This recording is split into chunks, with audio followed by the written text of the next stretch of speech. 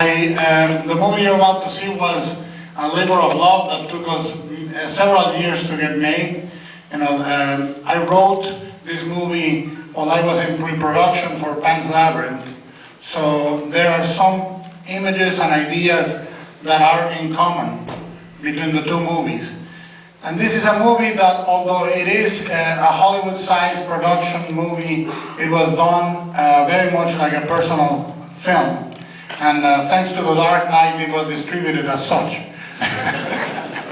It's a movie that we did, for a budget that was, for the scale, very limited. But we wanted to present a very rich world full of monsters. And I knew that one of the things I wanted to change from the first movie was that the world, the imagination that we could have presented on the screen could have been much more. We had about 5 monsters in the first movie, if you count Cronin as a monster. I personally love him.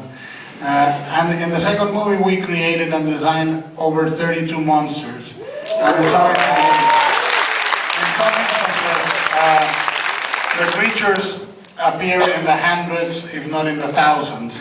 And the other idea I had was that it would be nice to allow the movie to go in a different direction than the first one.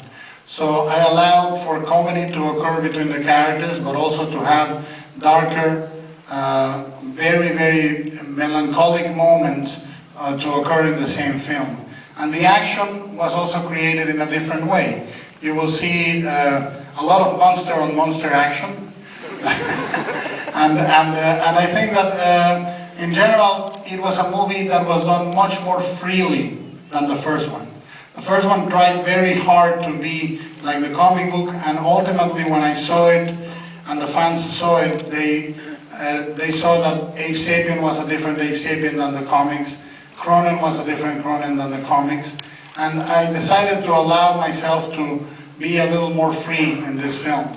If you enjoyed, please tell your friends, in French preferably. Don't mind my English, which is atrocious.